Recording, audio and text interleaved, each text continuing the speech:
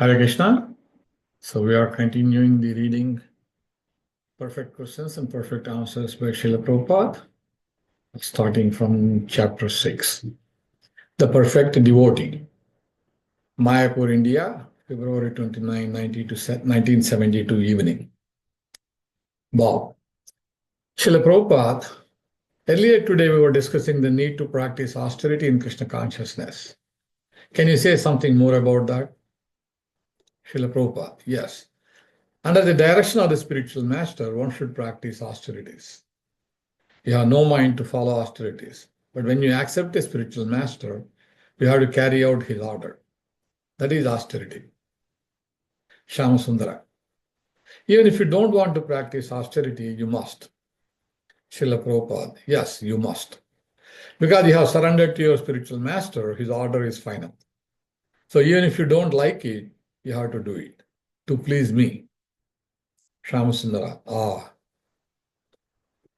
Srila Prabhupada. But you don't like it. He laughs. Nobody likes to fast, but the spiritual master says, today, fasting. So what can be done? Shyamasundara laughs. A disciple is one who has voluntarily agreed to be disciplined by the spiritual master. That is austerity. Shyamasundara. Many people in the material world may be completely enamored by material life, and they don't want to undergo any austerity or bodily pain, but still they must. They are forced by nature to suffer austerities. Srila Prabhupada. That is forced austerity. That is not good. Only voluntary austerity will help. Shyamasundara. But if you don't undergo voluntary austerity, then you must be forced to undergo austerity. Srila Prabhupada. That is the difference between man and animal. An animal cannot accept austerity voluntarily, but a man can accept it. Suppose there are some nice sweetmeats in the confectioner's shop. A man wants to eat them, but he sees that he has no money, so he restrains himself. But when a cow comes, immediately she pushes her mouth in. You may beat her with a stick, but she will tolerate it. Therefore, an animal cannot undergo austerity. But our austerity is very nice. We chant Hare Krishna and dance. And then Krishna sends very nice food and we eat. That's all. Why are you not agreeable to such austerity? Chanting, dancing, and eating nicely? And because we are following austerities, Krishna sends us nice things. So we are not losers. When you become Krishnaized, you get more comforts than at the present moment. That's a fact. I have been living alone for the last 20 years, but I have no difficulties. Before taking sannyas, I was living in Delhi. And although I was living alone, I had no difficulties. Shyamasundara. If you don't accept spiritual discipline, then nature will force so many calamities. Srila Prabhupada. Oh yes. Krishna states that in Bhagavad Gita 7:14. Daivi Hesha Gunamayi Mama Maya Durachaya Mameva Ye Prapadyante Mayametam Tarantiti. This divine energy of mind, consisting of the three modes of material nature, is difficult to overcome. But those who have surrendered to me can easily cross beyond it. Maya is imposing so many difficulties. But as soon as you surrender to Krishna, no more imposition. Shyamasundara. We were so foolish that we were always thinking, in the future, I'll be happy. Srila Prabhupada. Yes, that is Maya, illusion. That is like the ass. You sit down on the back of the ass and hold a morsel of food in front of its face. The ass is thinking, let me go forward a little and I shall get the grass. Bob laughs. But always 1 foot distant. That is assism. They all laugh. Everyone is thinking, let me go a little forward and I will get it. I will be very happy. There is a long pause, filled with the sound of bicycle horns, children playing, and throngs of people calling to one another. Bob, I thank you so much. Tomorrow I will have to leave you. Srila Prabhupada, don't talk leave, but talk live. Bob, I cannot yet. I must return to my town tomorrow. Srila Prabhupada, don't return. Bob, I should stay here tomorrow. Srila Prabhupada, stay here. Bob, if you tell me to, I will stay. Srila Prabhupada, yes. You are a very good boy. There is a long pause. It's now much quieter. It is very simple. When the living entities forget Krishna, they are in this material world. Krishna means his name, his form, his abode, his pastimes, everything.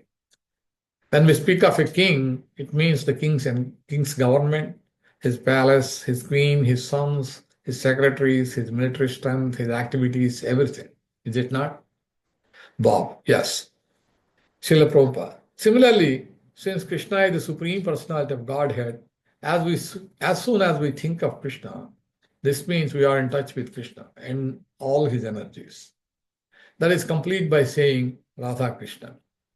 Radha represents all the energies of Krishna, and Krishna is the Supreme Lord.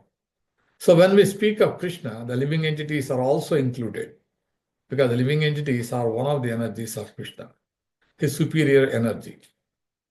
When this energy is not serving the energetic, that is material existence.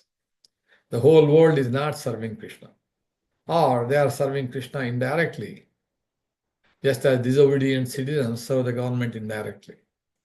Prisoners come to the prison house on account of their disobedience of the laws of the state. But in the prison house, they are forced to obey the laws of the state. Similarly, all the living entities here are godless, either by ignorance or by choice. They do not like to accept the supremacy of God, demoniac. So we are trying to bring them to their original condition. That is the Krishna Consciousness movement. Wow. I would like to ask you about something I talked with devotees about, medicine. I walked to the river with some devotees today. I have a cold, so I said I should not go in the water. Some felt I should, because it is the Ganges. And some said I should not because I have a cold. And we were talking, and I don't understand. Do we get sick because of our bad actions in the past? Srila Prabhupada, yes, that is a fact. Any kind of distress we suffer is due to our impious activities in the past. Bob. But when someone is removed from karmic influence, does he still get sick? Srila Prabhupada, no. Or even if he gets sick, that is very temporary. For instance, this fan is moving. If you disconnect the electric power, the fan will move for a few moments. That movement is not due to the electric current. It is due to what it is called Shyamasundara, momentum. Srila Prabhupada, momentum. But as soon as the momentum is gone, no more movement. Similarly, even if a devotee who has surrendered to Krishna is suffering from material consequences, that is temporary. Therefore, a devotee does not take any material miseries as miseries. Therefore, a devotee does not take any material miseries as miseries. He takes them as Krishna's, God's mercy. Bob, that attitude seems possible only for a perfected soul. Srila Prabhupada. A perfected soul is one who engages 24 hours a day in Krishna consciousness. That is perfection. That is a transcendental position. Perfection means to engage in one's original consciousness. That Krishna states in Bhagavad Gita 8:15. Mamupecha punarjanma dukkhalayam nasyashvatam napanuvanti mahatmana samsiddhim paramangataha. Anyone who comes to me does not return to this miserable temporary material world. That is complete perfection, samsiddhi. Siddhi is perfection. That is Brahman realization, spiritual realization. And samsiddhi means devotion, which comes after Brahman realization. Bob, could you just say that last thing again, please? Srila Prabhupada, samsiddhi. Bob, yes. Srila Prabhupada, sam means complete, and siddhi means perfection. In the Bhagavad Gita, it is stated that one who goes back home, back to Godhead, has attained complete perfection. So perfection comes when one realizes that he is not this body, he is spirit soul. That is the Brahma Bhuta stage called Brahman realization. That is perfection. And samsiddhi, complete perfection, comes after Brahman realization, when one engages in devotional service. Therefore, if one is already engaged in devotional service, it is to be understood that Brahman realization is there. Therefore, it is called samsiddhi. Wow. I ask you this very humbly, but do you feel diseases and sickness? Srila Prabhupada, yes. Bob, is this a result of your past karma? Srila Prabhupada, yes. Bob, so one in this material world never escapes his karma completely. Srila Prabhupada, yes, he escapes. No more karma for a devotee, no more karmic reaction. Wow, but you must be the best devotee. Srila Prabhupada, no, I don't consider myself the best devotee. I am the lowest. Wow, no. Srila Prabhupada, you are the best devotee. Bob laughs. Oh, no, no. What you say always seems right. So you must be the best devotee. Srila Prabhupada. The thing is that even the best devotee comes to the second class platform when he preaches. Bob, what would be the best devotee be doing? Srila Prabhupada, the best devotee does not preach. Bob, what does he do? Srila Prabhupada, he sees that there is no need of preaching. For him, everyone is a devotee. Bob laughs heartily. Yes, he sees no more non-devotees, all devotees. He is called an Uttamadhikari. But while I am preaching, how can I say I am the best devotee? Just like Radharani, she does not see anyone as a non-devotee. Therefore, we try to approach Radharani. Bob, who is this? Srila Prabhupada, Radharani, Krishna's consort. Bob, Srila Prabhupada, if anyone approaches Radharani, she recommends to Krishna. Here is the best devotee. He is better than me. And Krishna cannot refuse him. That is the best devotee. But it is not to be imitated. I have become the best devotee. Ashvare tat adhineshu baliseshu dishatsucha. A second-class devotee has the vision that some are envious of God, but this is not the vision of the best devotee. The best devotee sees nobody is envious of God. Everyone is better than me. Just like Chaitanya Charitamrita's author, Krishnadas Kaviraj, he says, I am lower than the worm in the stew. Bob, who is saying this? Srila Prabhupada, Krishnadas Kaviraj, the author of Chaitanya Charitamrita. Puri Shera Kita Haite Muni, Muni se Lagista. He is not making a show. He is feeling like that. I am the lowest. Everyone is best, but I am the lowest. Everyone else is engaged in Krishna's service, but I am not engaged. Chaitanya Mahaprabhu said, oh, I have not a pinch of devotion to Krishna. I tried to make a show. If I had been a devotee of Krishna, I would have died long ago. But I am living. That is the proof that I do not love Krishna. That is the vision of the best devotee. He is so much absorbed in Krishna's love that he says, everyone else is a devotee, but I am the lowest. Therefore, I cannot see God. That is the best devotee. Bob. So a devotee must work for everybody's liberation? Srila Prabhupada, yes. A devotee must work under the direction of a bona fide spiritual master, not imitate the best devotee. Shyam Sundara. Once you said that sometimes you feel sickness or pain due to the sinful activities of your devotees. Can disease sometimes be due to that?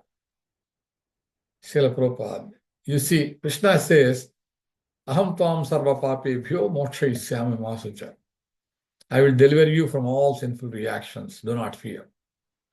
Krishna is so powerful that he can take up all the sins of others and immediately make them right. But when a living entity acts on behalf of Krishna, he also takes the responsibility for the sinful activities of his devotees. Therefore, to become a guru is not an easy task. You see, he has to take all the poisons and absorb them. So sometimes, because he is not Krishna, there is some trouble. Therefore, Chaitanya Mahaprabhu has forbidden, don't make many disciples.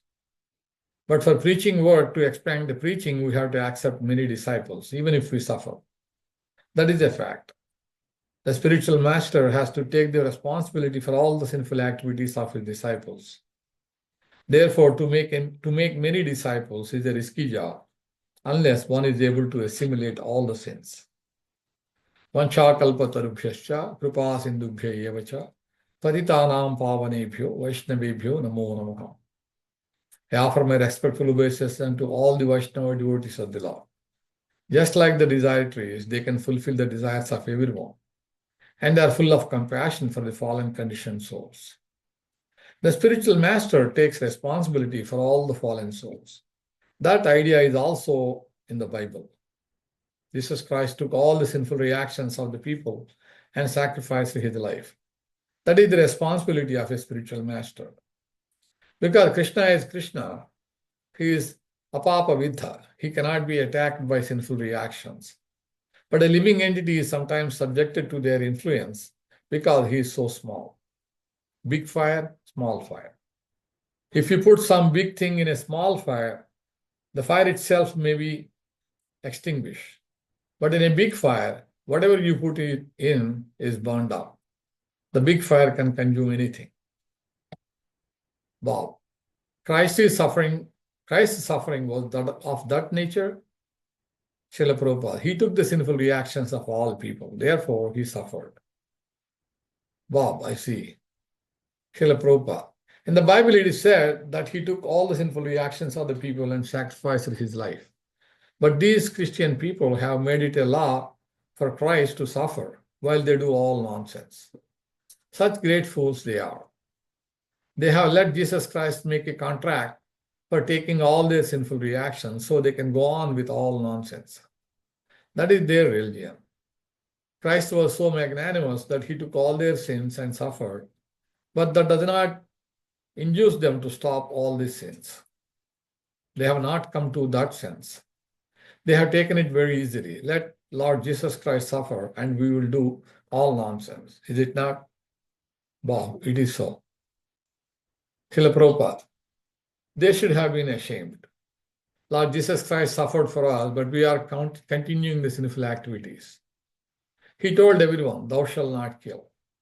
But they are indulging in killing, thinking Lord Jesus Christ will excuse us and take all the sinful reactions. This is going on. We should be very cautious. For my sinful actions, my spiritual master will suffer.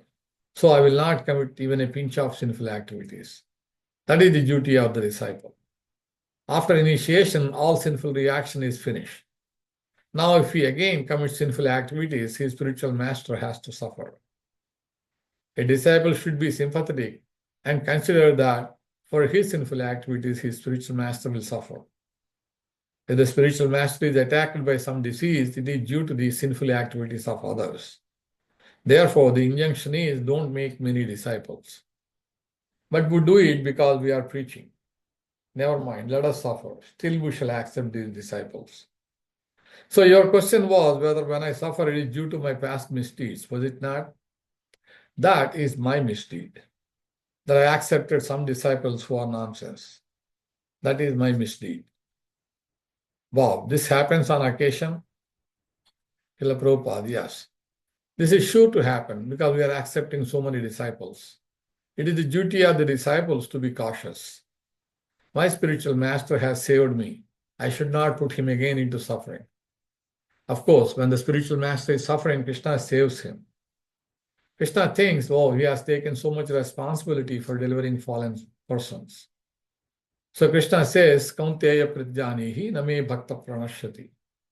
O son of Kunti, declare it boldly that my devotee never perishes. The spiritual master is protected because he takes the risk on account of Krishna. Wow. Your suffering is not the same kind of pain we feel. Srila Prabhupada, no. It is not due to karma. The pain is there sometimes so that the disciples may know due to our sinful activities, our spiritual master is suffering. Bob, you look very well now. Srila Prabhupada, I'm always well in the sense that even if there is suffering, I know Krishna will protect me. But this suffering is not due to my sinful activities. Bob, in the town I live in, I take boiled water because of some water has disease in it. Some of the water has disease in it. Now, why should I drink boiled water if I have been good enough not to get a disease? Then I may drink any water. But if I have been not acting properly, then I shall get disease anyway. Srila Prabhupada. So long as you are in the material world, you cannot neglect physical laws. Suppose you go to a jungle and there is a tiger. It is known that it will attack you. So why should you voluntarily go and be attacked? It is not that a devotee should take unnecessary physical risks. He should not think, now that I have become a devotee, I challenge everything. That is foolishness. Anasaktasya vishayam yatharaham upayunjata. Nirbandha Krishna sambandhe yuktam vairagyam uchyate.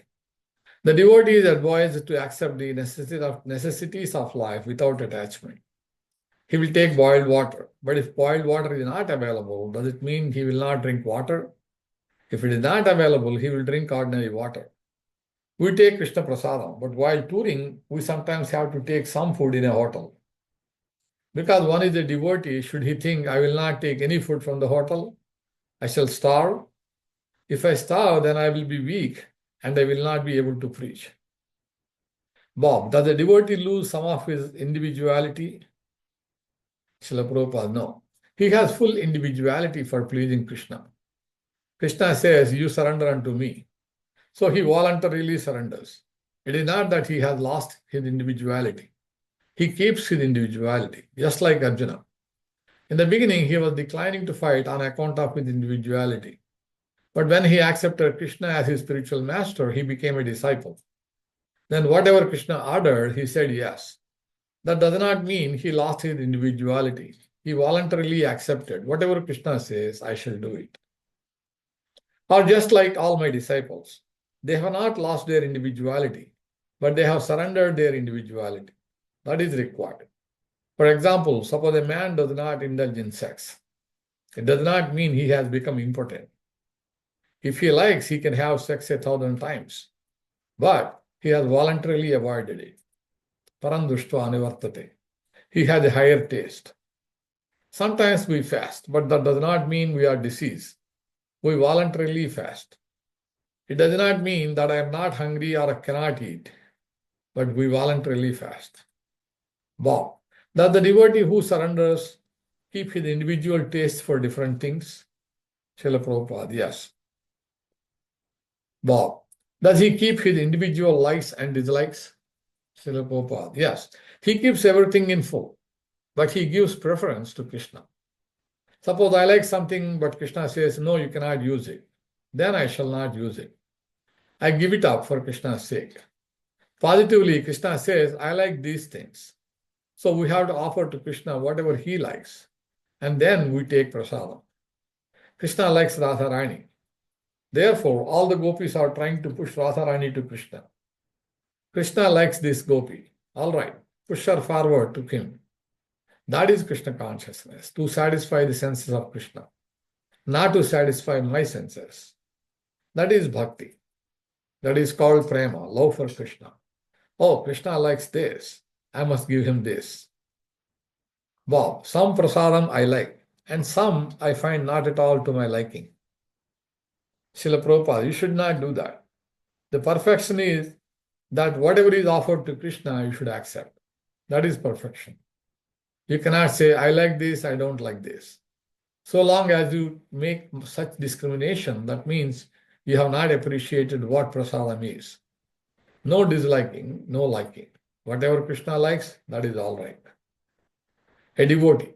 But suppose someone prepares something for Krishna but does not make it so nicely.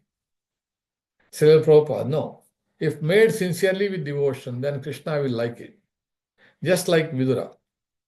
Vidura was feeding Krishna bananas. But he was so absorbed in thought that he was throwing away the real bananas and giving Krishna the skin. And Krishna was eating. All laugh.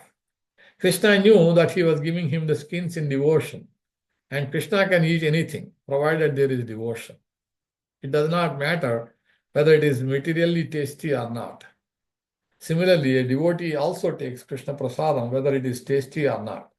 We should accept everything.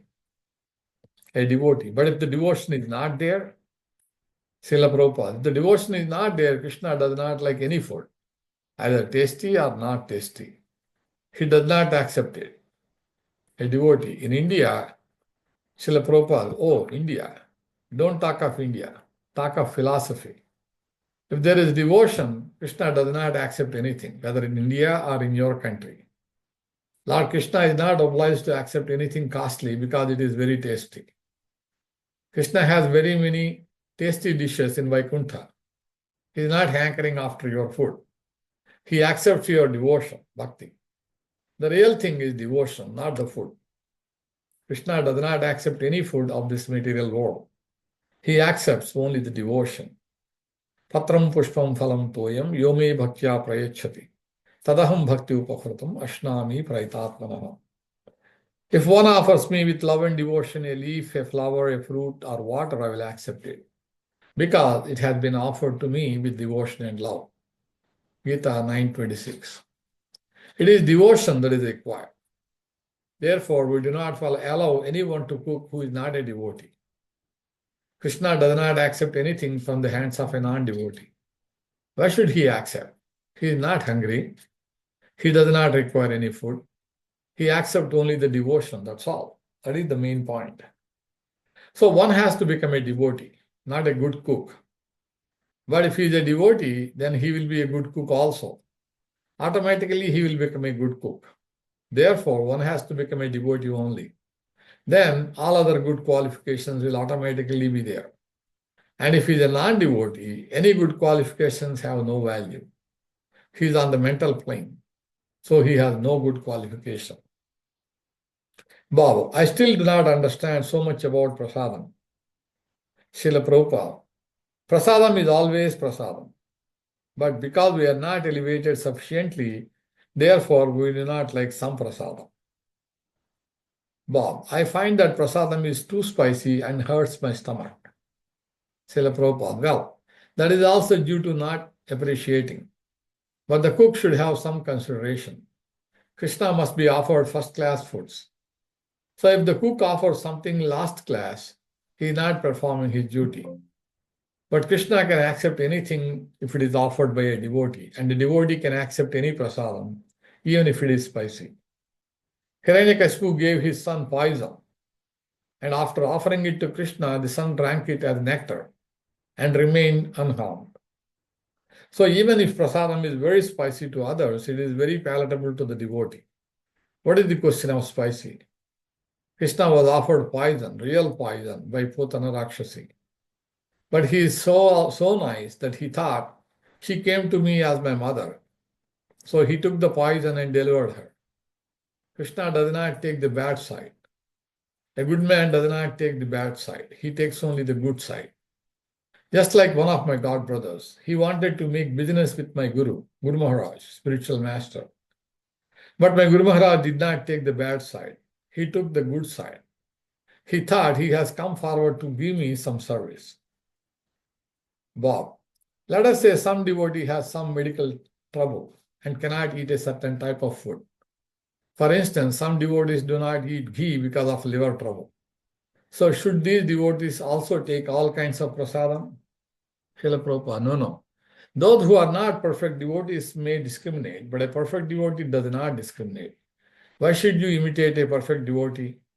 So long as you have discrimination, you are not a perfect devotee. So why should you artificially imitate a perfect devotee and eat everything? The point is, a perfect devotee does not make any discrimination. Whatever is offered to Krishna is nectar, that's all. Krishna accepts anything from a devotee. Whatever is offered to me by my devotee, I accept. The same thing is true for a pure devotee. Don't you see the point? A perfect devotee does not make any discrimination. But if I am not a perfect devotee and I discriminate, why should I imitate the perfect devotee?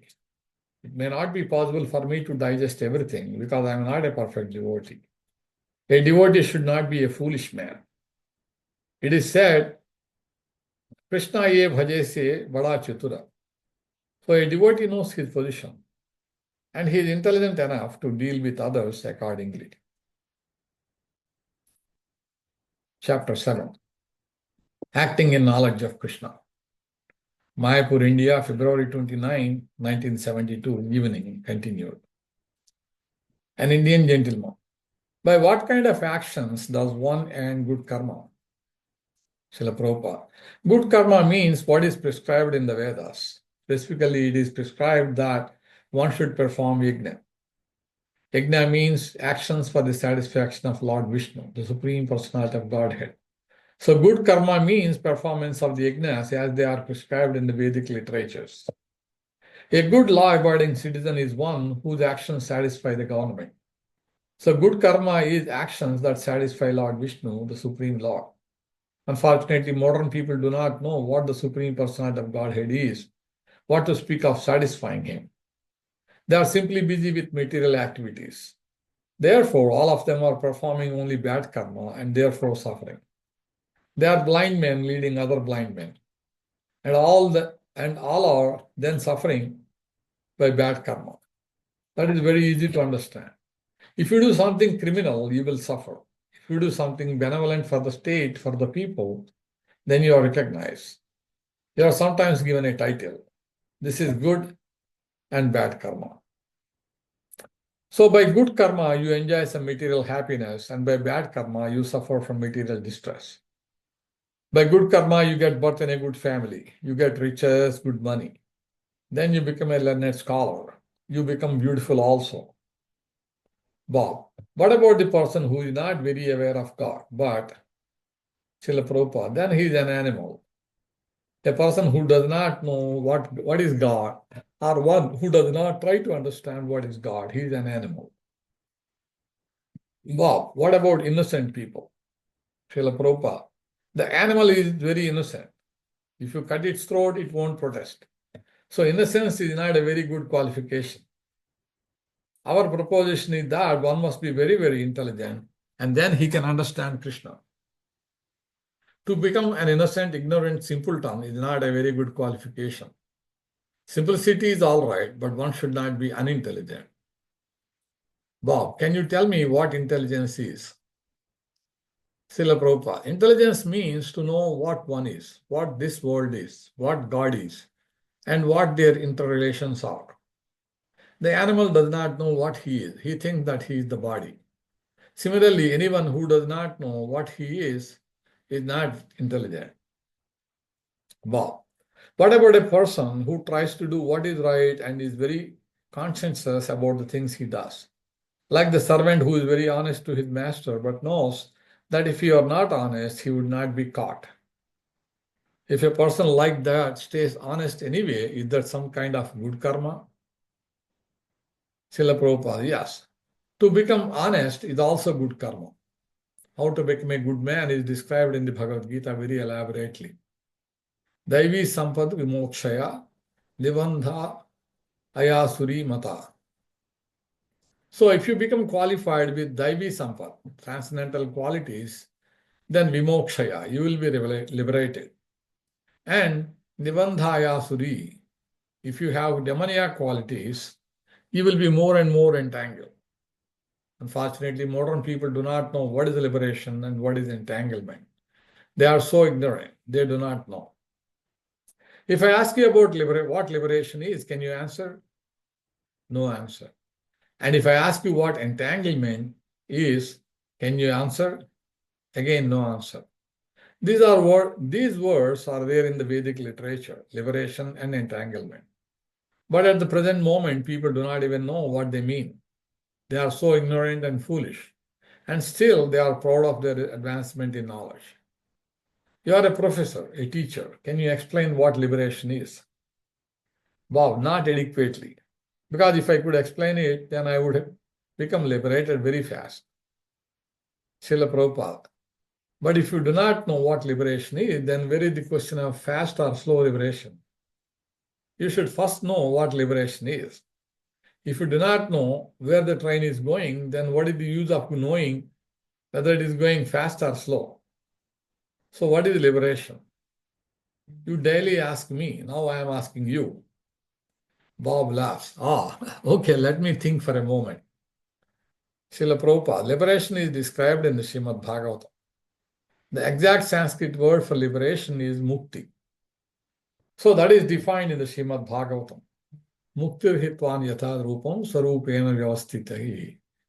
One should stop doing all nonsense and become situated in his original position. That is liberation. Unfortunately, today nobody knows his original position or how to act properly in that position. The modern population is so ignorant about their life. It is a very awkward position. They do not know. Bob, can you tell me who is honest? Srila Prabhupada. If one does not know what is honesty, how can he be honest? But if you know what is honesty, then you can be honest. What is honesty? First of all, explain. Bob, I would say that honesty is doing what you feel, what you really feel is right. Srila Prabhupada, a thief is feeling, I must steal to provide for my children. It is right. Does it mean that he is honest? The butcher thinks, I must cut the throat of the animals daily. It is my livelihood. Narada Muni once met a hunter and asked him, why are you killing in this way? And he said, oh, it is my business. My father taught it to me. The hunter was honestly doing his work. So a feeling of honesty depends on culture. A thief's culture is different from ours. He thinks stealing is honest. Bob, so what is honesty? Srila Prabhupada, yes, that is my question. Everyone laughs. Real honesty is that you should not encroach upon another's property. This is honesty. For instance, this is my table. If you want to take it away, is that honesty? Therefore, the simple definition of honesty is that you should not encroach upon another's rights. That is honesty. Wow, so somebody who is honest would be in the mode of goodness. Would that be correct? Srila Prabhupada, certainly. Because the mode of goodness means knowledge. So if you know this table does not belong to me, it belongs to Swamiji, you will not try to take it away. Therefore, one must know to whom things belong. Then he can be honest. Wow.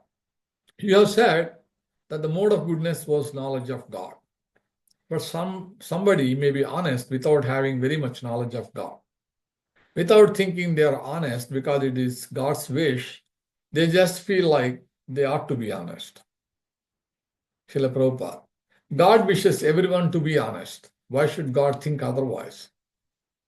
Bob, can you follow God's wishes without knowing you are following God's wishes? Srila Prabhupada, no. Following without knowing, that is absurd. You must know the order of God. And if you follow that, then that is honesty. Bob, so somebody cannot really be honest without knowing God? Srila Prabhupada, yes. Because God is the supreme proprietor, the supreme enjoyer, and the supreme friend. That is the statement of the Bhagavad Gita. If anyone knows these three things, then he is in full knowledge. These three things only, that God is the proprietor of everything, God is friend of everyone, and God is the enjoyer of everything. For example, everyone knows that in the body, the stomach is the enjoyer, not the hands, legs, eyes, ears. These are there simply to help the stomach. For example, the eyes, the vulture goes 7 miles up to see where there is food. Then the wings fly there, and the jaws catch the food. But the ultimate enjoyer of the food is the stomach, is it not? Wow, that is so. Srila Prabhupada. Similarly, as in this body, the stomach is the enjoyer, the central figure of the whole cosmic manifestation, material or spiritual, is Krishna, God. He is the enjoyer. We can understand this just by considering our own bodies. The body is also a creation. The body has the same mechanical nature you will find in the whole universe. The same mechanical arrangement will be found anywhere you go, even in animals. In the human body or in the cosmic manifestation, almost the same mechanism.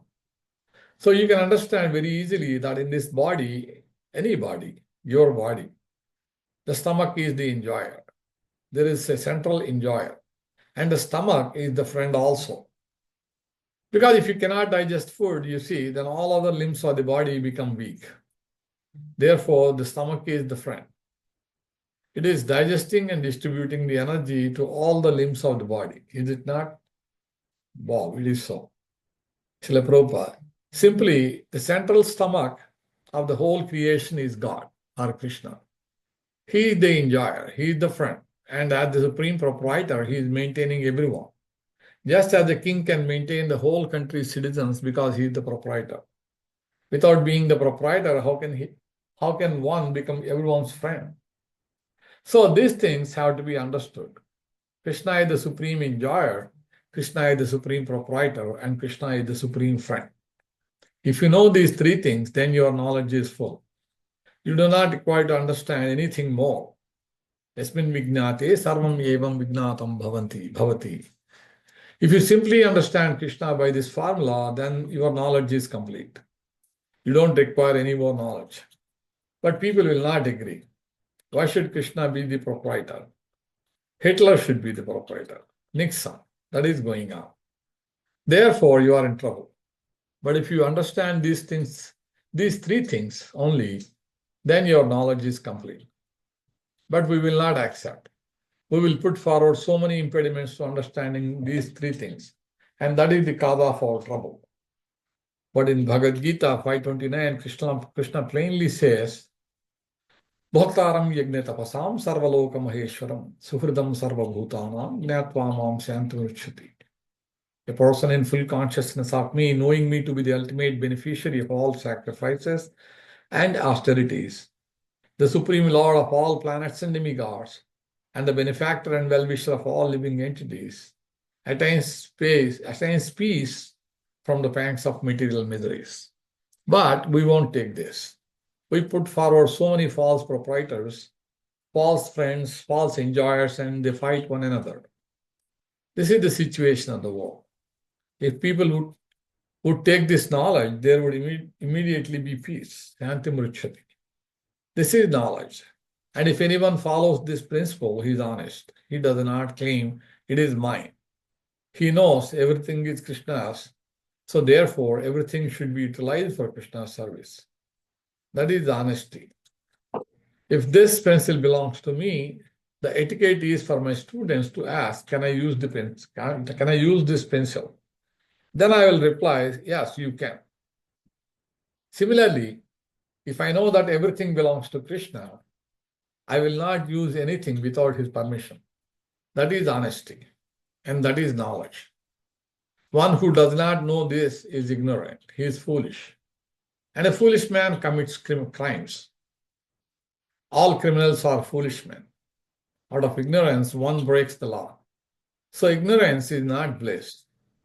But it is folly to be wise where ignorance is bliss. That is the difficulty. The whole world is enjoying ignorance. And when you talk about Krishna consciousness, they do not very much appreciate it. If I say Krishna is the proprietor, you are not the proprietor. You will not be very much satisfied. Everyone laughs. Just see, ignorance is bliss. So it is my foolishness to say the real truth. Therefore, it is folly to be wise where ignorance is bliss. So we are taking the risk of offending people and they think we are fools. If I say to a rich man, you are not the proprietor, Krishna is the proprietor. So whatever money you have, spend it for Krishna, he will be angry. Upadesho hi murkhanam prakopaya na shantaye. If you instruct a rascal, he will become angry. Therefore, we go as beggars. My dear sir, you are a very nice man. I am a sannyasi beggar, so I want to construct a temple. Can you spare some money? So he will think, oh, here is a beggar, give him some money. Everyone laughs. But if I say, dear sir, you have millions of dollars at your disposal, that is Krishna's money, give it to me. I am Krishna's servant.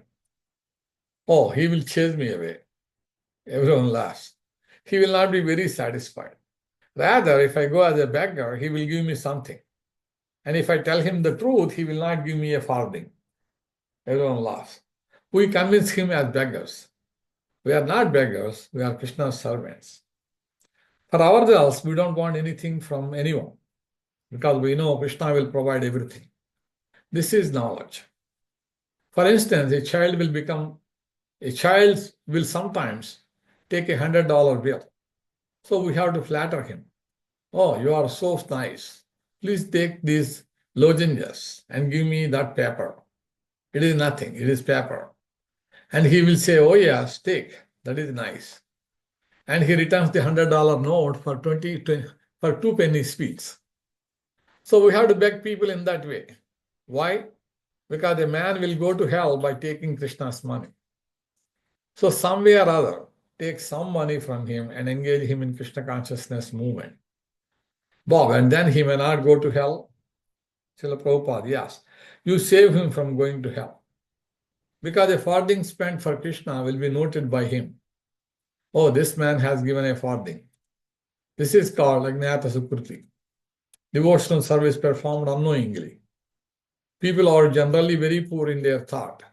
Therefore, the saintly persons move among them just to enlighten them a little, to give them a chance to serve Krishna. That is the saintly person's duty. But if someone takes money from others and utilizes it for his sense gratification, then he goes to hell. Then he is finished. He is a cheater, a criminal. You cannot take a farthing from anyone and use it for your own sense gratification. Bob, I think of people I know who are not Krishna conscious. Srila Prabhupada, Krishna means God. Bob, they are just slightly God conscious, but still these people are honest to the extent that they don't take from other people at all. And they try to be honest with other people. Srila Prabhupada, they do not take from other people, but they take from God. Bob, so these people are half good? Srila Prabhupada, not good. If they do not learn this principle that God is the proprietor, they cannot be good.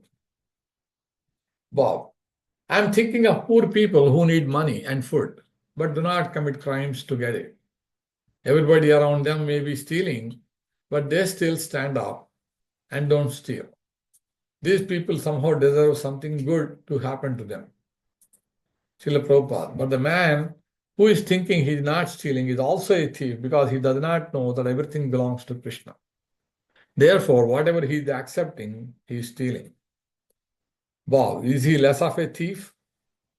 Srila Prabhupada, you may not know that I am the proprietor of this shawl, but if you take it away, are you not stealing? Bob, but maybe if I know it is yours and I take it. If I am a worse thief than if I do not know whose it is. I just think it may be somebody, it may be nobody's, and I take it. Srila Prabhupada, that is also stealing. Because it must belong to somebody. And you are taking it without his permission. You may not know exactly who the proprietor is, but you know it must belong to someone. Sometimes we see on the road so many valuable things left there. Government property for repairing roads or some electrical work.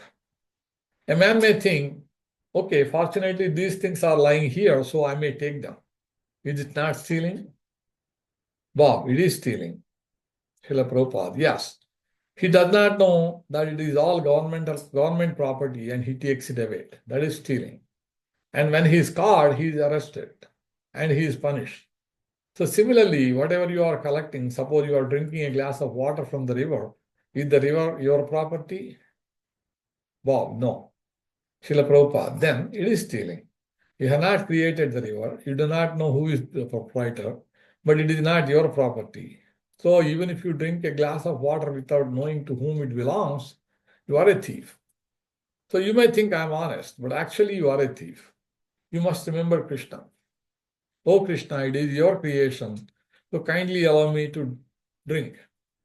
This is honesty. Therefore, a devotee always thinks of Krishna in all activities. Oh, it is Krishna's. This is honesty. So without Krishna consciousness, everyone is a rascal, a thief, a rogue, a robber. Therefore, our conclusion is that anyone who does not understand Krishna has no good qualifications. He is not honest, nor has he knowledge. Therefore, he is a third-class man. This is not dogmatism. This is a fact. So we have understood what is knowledge and what is honesty. Bob, in a way. Srila Prabhupada. And is there another way? Bob laughs. Is there any other way? Defy it. Bob laughs again. Srila Prabhupada also laughs. Is there an alternative? We do not see anything that can be defied by anyone. That experience we have. Rather, we defy everyone. Any questions? Till now, Krishna has given us protection. In a big meetings in big countries, after speaking, I ask any questions. Bob, now I have none. Srila Prabhupada, in London, we had lectures for 12 days in Conway Hall. So after every meeting, I asked any questions. Bob, did you get many questions? Srila Prabhupada, oh yes, but many are foolish questions. Bob, let me ask one more question. What is being foolish? Srila Prabhupada, one who has no knowledge is to be considered foolish. An Indian gentleman. Prabhupada, I have one question. Can I ask? Srila Prabhupada, yes.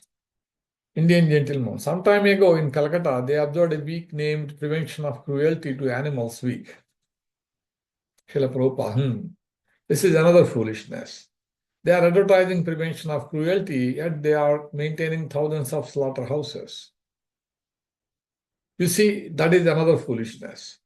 They are regularly cruel to animals and they are making a society to prevent it. It is as if a gang of thieves calls itself good man and company.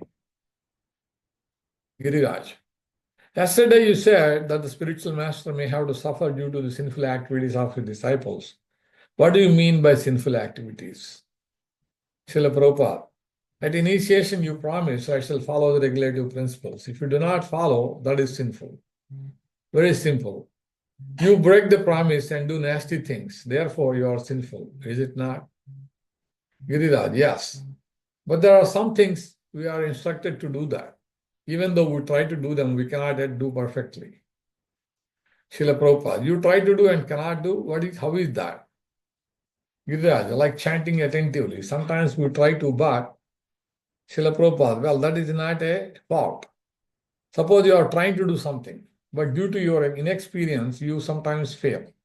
That is not a fault. You are trying. A verse in Bhagavatam says that if a devotee is trying his best, but due to his incapability, he sometimes fails, Krishna excuses him. And in the Bhagavad Gita 9:30, Krishna says, Apichetsu duracharo bhajite mam ananyabha sadhureva samantavya. Someone may commit the most abominable activity, but if he is worshipping me sincerely, he should be considered a saintly person. Sometimes one does something nonsensical unwillingly due to past bad habits. That does not mean he is faulty, but he must repent for what he has done. And he should try to avoid it as far as possible. But habit is second nature. Sometimes, in spite of your trying hard, Maya is so strong that it trips you with pitfalls. That can be excused. Krishna excuses, but those who are doing something willingly are not excused. On the strength that I am a devotee, if I think because I am chanting and I may therefore commit all nonsense and it will be nullified, that is the greatest offense.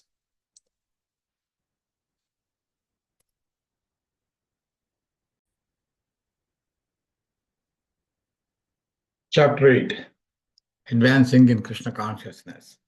An exchange of letters. Springfield, New Jersey, June 12, 1972. Dear Prabhupada, I offer my humble obeisances. I have been associating with the devotees of the New York Temple.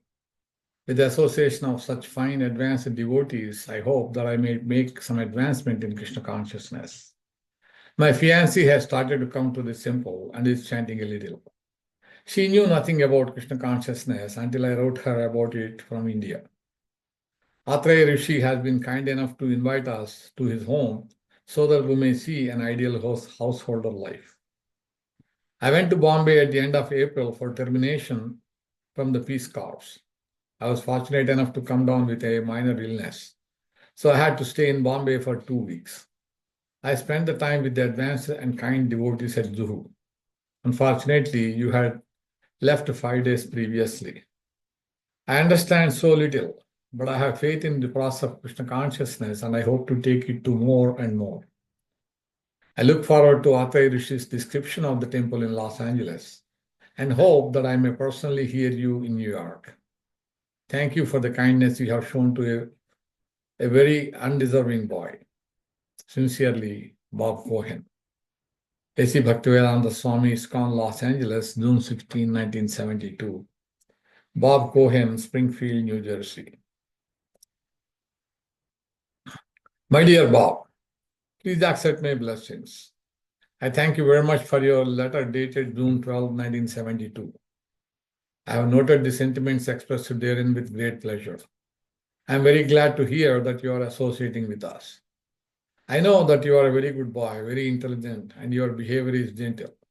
So I have all confidence that very quickly Krishna will bestow all his blessings upon you, and you will feel yourself becoming perfectly happy in Krishna consciousness. One makes the advancement in Krishna consciousness by voluntarily giving up his attachment to material nature or Maya. Such renunciation is called tapasya. But we are not very willing to perform austerity without good reason. Therefore, any man with a good scientific and philosophical mind like your good self must first appreciate what transcendental knowledge is. If you get knowledge, automatically tapasya will follow. And then you make your advancement in spiritual life. So to get knowledge is the first item for anyone who is hoping to find the perfection of his life. Therefore, I advise you to read our books daily as far as possible and try to understand the subject matter from different angles of vision by discussing it frequently with the devotees at the New York temple. In this way, you will gradually become convinced, and by your sincere attitude and devotional service, you will make progress. Yes, having some faith in me and in this Krishna consciousness process is the first and only requirement for getting actual wisdom. If there is faith, understanding will follow. And as your understanding increases, so will your disgust with the spell of illusory energy. And when you voluntarily give up your entanglements in the material world, then the progress is assured. I think we are just now typing up the tapes of those conversations we held in Mayapur, and we shall be publishing them as a book. It will be called Perfect Questions, Perfect Answers. I shall send you a copy as soon as they are ready to distribute. Meanwhile, I shall be stopping in New York for 2 or 3 days on my way to London for the Radha Yatra festival there. I am not yet certain when I shall be arriving in New York, but it will be sometime in the early part of July. You may keep in regular contact with Balimardan regarding the arrival date, and I shall be very much gladdened to meet with you in New York once again. Again, we shall discuss if you have any questions. Hoping this will meet you in good health and a happy mood. Your ever well wisher, A.C. Bhaktivedanta Swami. Chapter 9, Deciding for the Future. New York, July 4th, 1972. Bob. I received your very kind letter about a week ago. Srila Prabhupada, you are a very intelligent boy. Try to understand this philosophy. It is very important. People are wasting so much energy for sense gratification. They are not aware of what is going to happen in the next life. There is a next life, but foolish people are ignorant. This life is a preparation for the next life. That they do not know. The modern education and its universities are completely in darkness about the simple knowledge. We are changing bodies every moment. That is a medical fact. After leaving this body, we will have to accept another body. How are we going to accept that body? What kind of body? This can also be known. For example, if someone is being educated, one can understand that when he passes his examination, he's going to be an engineer or a medical practitioner. Similarly, in this life, you can prepare yourself to become something in the next life. Barbara, Bob's wife. Can we decide what we want to be in the next life? Srila Prabhupada, yes, you can decide. We have decided that in the next life we are going to Krishna. This is our decision, to go back home, back to Godhead. Suppose you decide that you are going to be an engineer or a medical practitioner. With that objective, you prepare and educate yourselves. Similarly, you can decide what you are going to do in the next life. But if you don't decide, then the material nature will decide. Barbara, could I have been Krishna conscious in my last life? Is it possible that in my last life I was a Krishna devotee and have come back again? Srila Prabhupada, it does not matter. But you can become a Krishna devotee now. Take advantage of our Krishna consciousness movement. When one is perfectly Krishna conscious, he does not come back. But if there is a little deficiency, then there is a possibility of coming back. But even though there is a deficiency, he comes back to a nice family. Tuchinam srimatam gehe yoga bhrashto bhijayate. An unsuccessful yogi takes birth in a religious or aristocratic family. So human intelligence can decide for the future. An animal cannot. We have discriminatory power. If I do this, I will be benefited. If I do that, I will not be benefited. This power is there in human life. So you have to use it properly. We should know what is the goal of life and decide in that way. That is human civilization. Barbara, have you ever seen Krishna? Srila Prabhupada, yes. Barbara, you have? Srila Prabhupada, daily, at every moment. Barbara, but not in the material body. Srila Prabhupada, he has no material body. Barbara, well, in the temple here, they have pictures of Krishna. Srila Prabhupada, that is not a material body. You are seeing materially because you have material eyes. Because you have material eyes, you cannot see the spiritual form. Therefore, Krishna kindly appears to be in a material body so that you can see him. But because he has kindly made himself just fit for your seeing, that does not mean he has a material body. Suppose the President of the United States kindly comes to your house.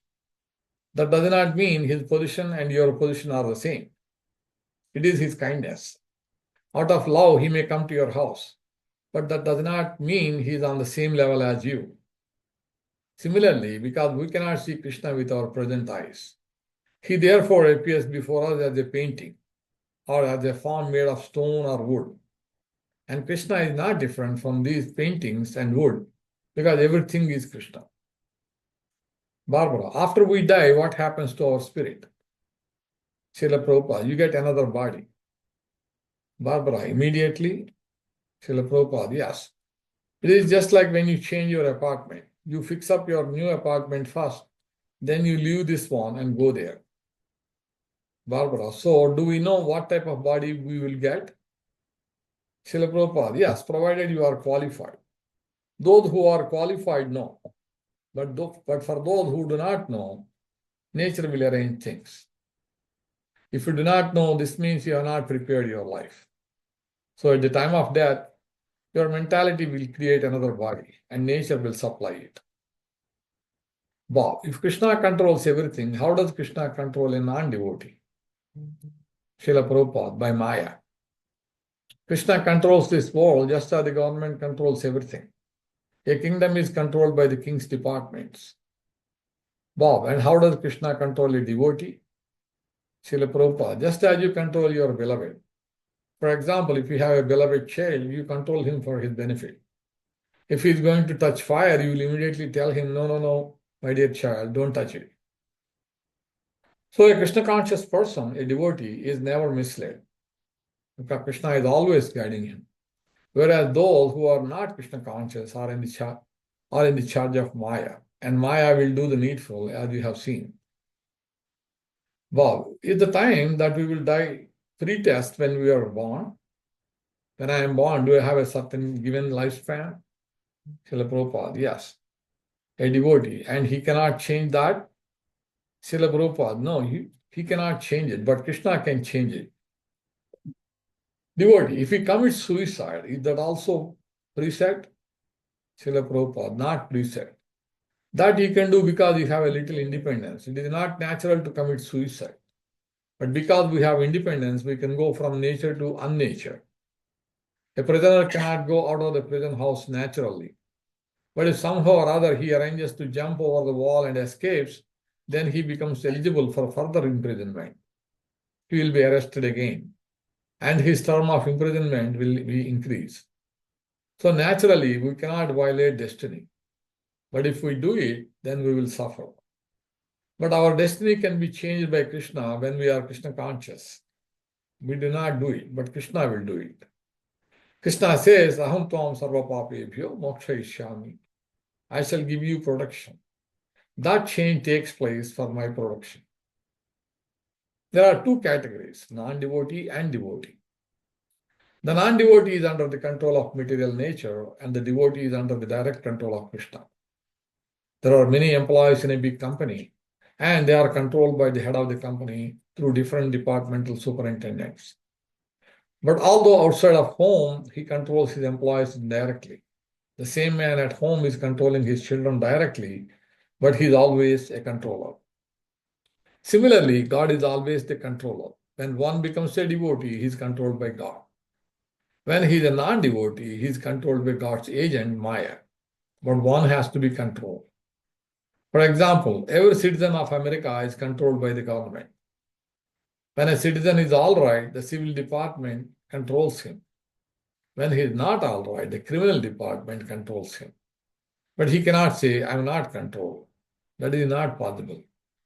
Everyone is controlled. If somebody says, I am not controlled, he is crazy. Everyone is controlled. So either you will be controlled directly by God or you will be controlled by his agent Maya. If you choose to be controlled by Maya, you spoil your life. You remain in material existence birth after birth, changing your bodies. But if you choose to be controlled by God, then after this body, you go back home, back to Godhead. Then your life is successful. You cannot exist without being controlled. That is not possible. Intelligence means choose to be controlled by Krishna. That is stated in the Bhagavad Gita. Bahunam janmanam ante gnanavan mam prapadyate. After many births of speculating, one surrenders unto me. Vasudeva sarvamiti. One thinks, Krishna, you are everything. So I have come before you. Please accept me. I am now fully surrendered unto you, so please control me.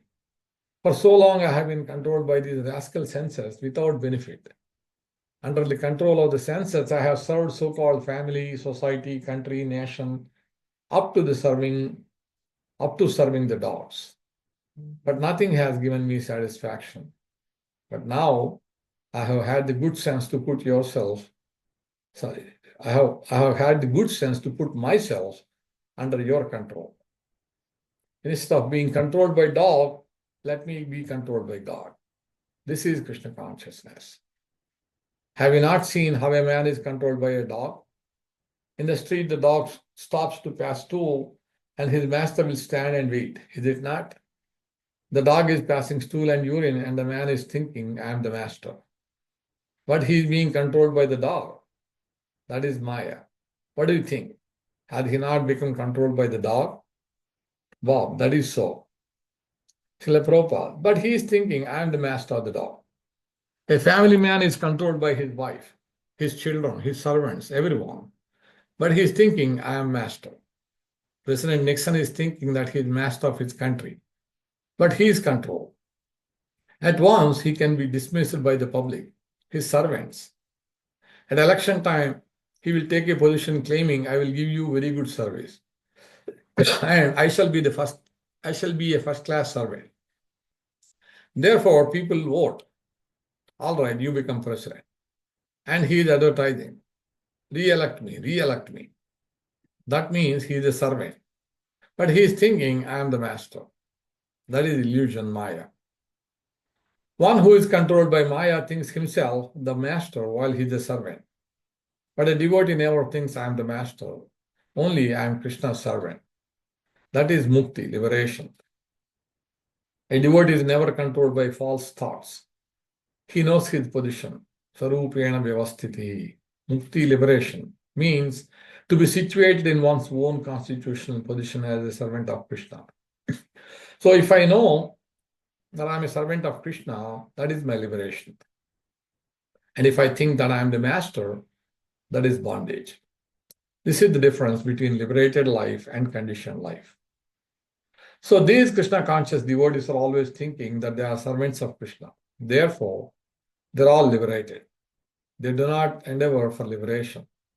They're already liberated because they are situated in their constitutional position. Bob, Prabhupada, some religious people claim that Jesus is guiding them. Can this be so? Srila Prabhupada, yes, but they are not taking the guidance. Jesus is guiding the Christians, telling them, thou shalt not kill, but they are killing. So how are they following Jesus' guidance?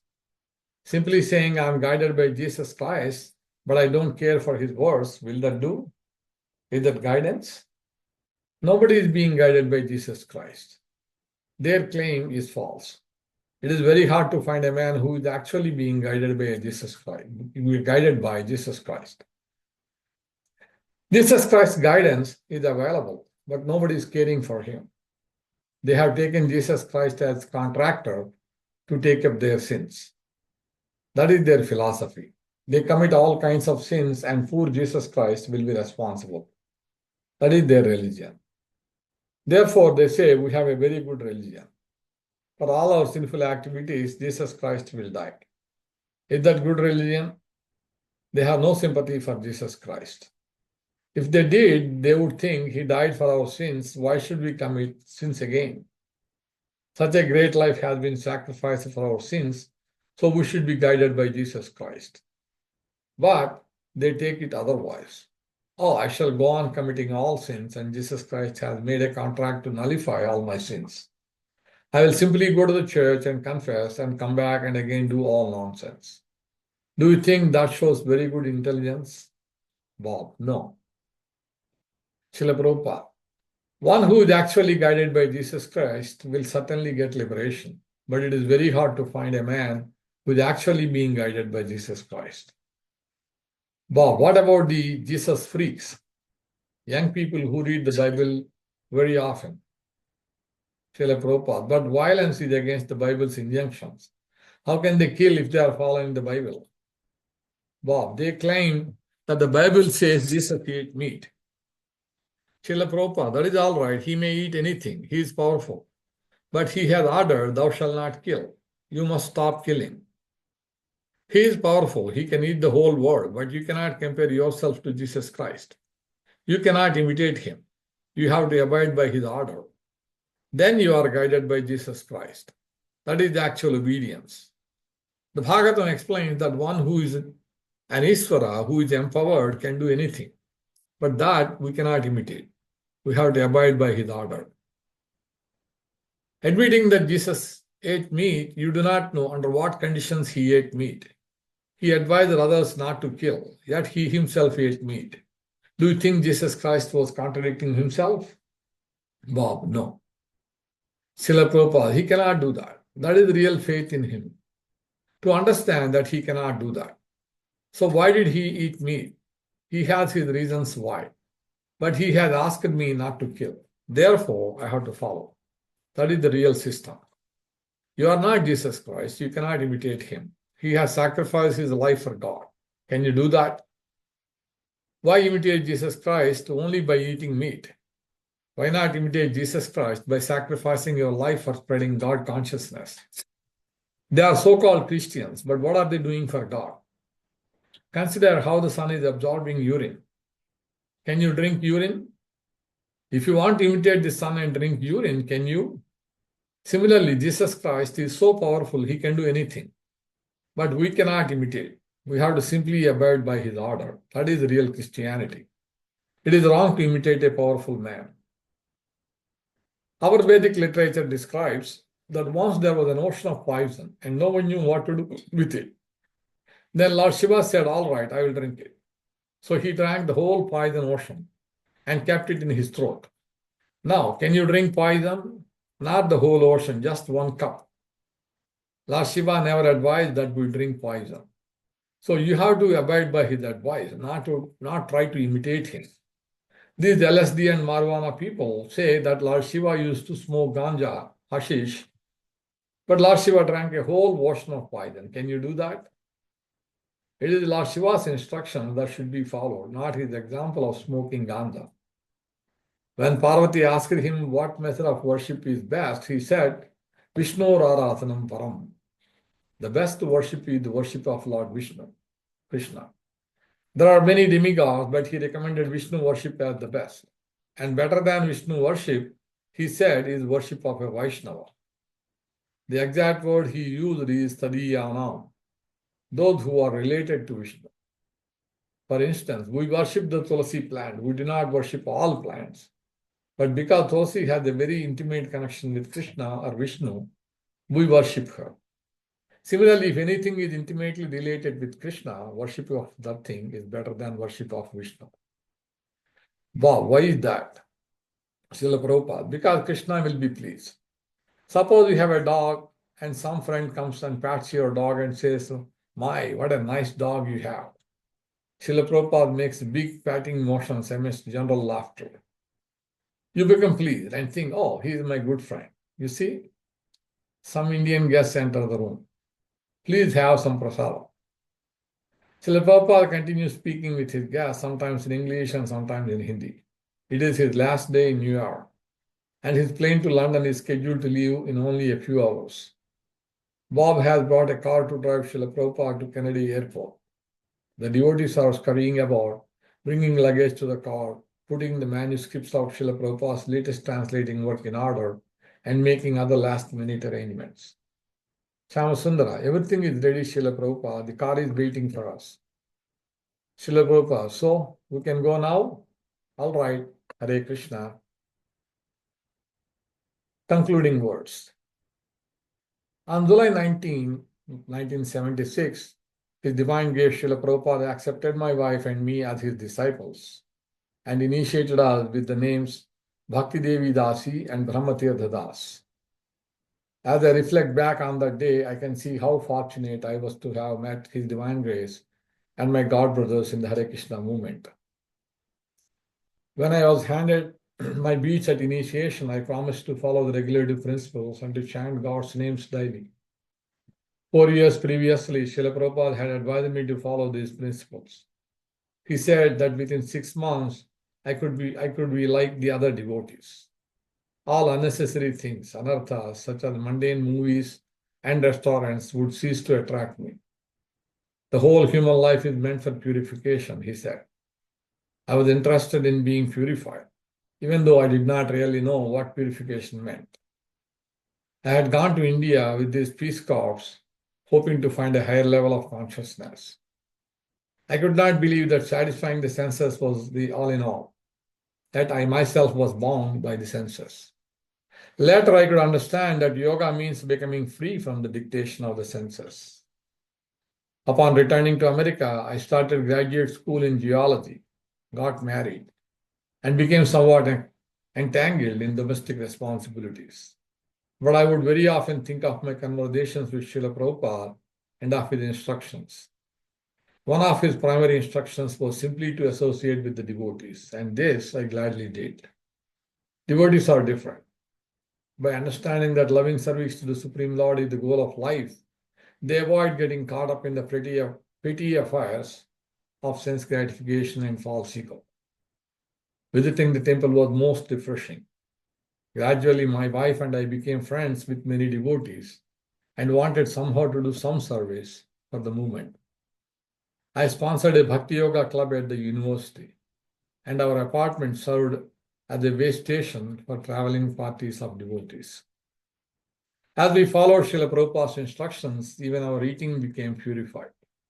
In India, I had told Srila Prabhupada that I could not offer my food as the devotees do, because I did not understand that Krishna is God. So he told me simply to thank God for my food before eating. This we did. And finally, our devotion matured, and we started actually offering our food to the Supreme Lord. What a wonderful feeling to be cooking for the Supreme Lord.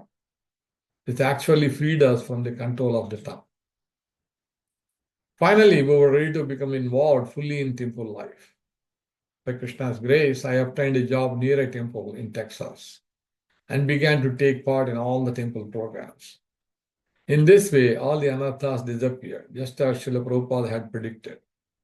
It was like having a burden lifted from our shoulders. We were no longer servants of our senses, but servants of God and his devotees. The value of Srila Prabhupada's instructions had become clear. A human being is not meant to labor like an ass and enjoy like a dog. Purification means coming to a higher level of consciousness.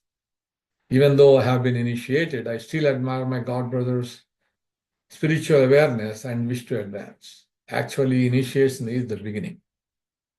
Brahmatirtha Das Adhikari, Bob Cohen, Houston, Texas, October 16, 1976. The author, His Divine Grace A.C. Bhaktivedanta Swami Prabhupada. His Divine Grace A.C. Bhaktivedanta Swami Prabhupada appeared in this world in 1896 in Calcutta, India. He first met his spiritual master, Srila Bhaktisiddhanta Saraswati Goswami, in Calcutta in 1922. Bhaktisiddhanta Saraswati, a prominent religious scholar and the founder of 64 Gaudiya Mathas, Vedic institutes, liked this educated young man and convinced him to dedicate his life to teaching Vedic knowledge. Srila Prabhupada became his student, and in 1933, his formally initiated disciple. At their first meeting in 1922, Srila Bhaktisiddhanta Saraswati requested Srila Prabhupada to broadcast Vedic knowledge in English. In the years that followed, Srila Prabhupada wrote a commentary on the Bhagavad Gita, assisted the Gaudiya Matha in its work, and in 1944 started Back to Godhead, an English fortnightly magazine. Single-handedly, Srila Prabhupada edited it, typed the manuscripts, checked the galley proofs, and even distributed individual copies. The magazine is now being continued by his disciples. In the 1950s, Srila Prabhupada retired from married life, adopting the Vanaprastha retired order to devote more time to his studies and writing. He traveled to the holy city of Vrindavan, where he lived in humble circumstances in the historic temple of Radha Vallabha. There he engaged for several years in deep study and writing. He accepted the renounced order of life sannyas in 1959. At Radha Damodara, Srila Prabhupada began work on his life's masterpiece, a multi-volume commentated translation of the 18,000 words, Srimad Bhagavatam, Bhagavad Puran. He also wrote Easy Journey to Other Planets. After publishing 3 volumes of the Bhagavatam, Srila Prabhupada came to the United States in September 1965 to fulfill the mission of his spiritual master. Subsequently, His Divine Grace wrote more than 50 volumes of authoritative commentated translations and summary studies of the philosophical and religious classics of India. When he first arrived by freighter in New York City, Srila Prabhupada was practically penniless. Only after almost a year of great difficulty did he establish the International Society for Krishna Consciousness in July of 1966. Before he passed away on November 14, 1977, he had guided the society and seen it grow to a worldwide confederation of more than 100 ashramas, schools, temples, institutes, and farm communities. In 1972, His Divine Grace introduced the Vedic system of primary and secondary education in the West by founding the Gurukula School in Dallas, Texas. Since then, his disciples have established similar schools throughout the United States and the rest of the world. Srila Prabhupada also inspired the construction of several large international cultural centers in India. At Sriram Mayapur in West Bengal, devotees are building a spiritual city centered on magnificent temple, an ambitious project for which construction will extend over many years to come. In Vrindavan are the Krishna Balaram Temple and International Guest House, Gurukula School, and Srila Prabhupada Memorial and Museum. There are also major temples and cultural centers in Mumbai, New Delhi, Ahmedabad, Siliguri, and Ujjain. Other centers are planned in many important locations on the Indian subcontinent. Srila Prabhupada's most significant contribution, however, is his books. Highly respected by scholars for their authority, depth, and clarity, they are used as textbooks in numerous college courses. His writings have been translated into over 50 languages. The Bhaktivedanta Book Trust, established in 1972 to publish the works of His Divine Grace, has thus become the world's largest publisher of books in the field of Indian religion and philosophy. In just 12 years, despite his advanced age, Srila Prabhupada circled the globe 14 times on lecture tours that took him to 6 continents. In spite of such a vigorous schedule, Srila Prabhupada continued to write prolifically. His writings constitute a veritable library of Vedic philosophy, religion, literature, and culture. Hare Krishna. Thank you for listening to the book, Perfect Questions, Perfect Answers by His Divine Grace Srila Prabhupada. We will continue to read more books, and we hope to see you in the future readings as well. Thank you once again to all the spiritual masters in the disciplic succession, and Srila Prabhupada, and all the way to the Supreme Lord, Sri Krishna. Thank you very much. Hare Krishna.